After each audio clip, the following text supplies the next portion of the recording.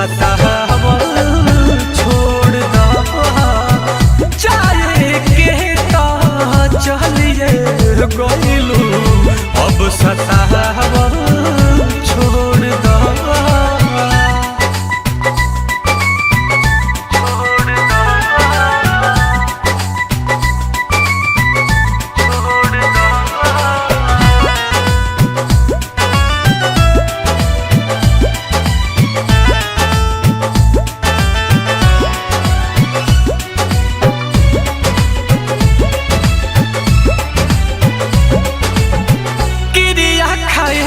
झूठो आदत तोहार हो, दोसरा के सिंदूर मांगे हमारा से प्यार हो।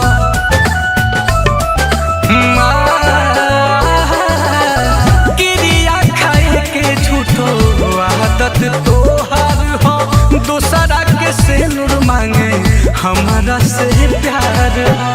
नीमक दारी के जख्म पर अब मरहम लगा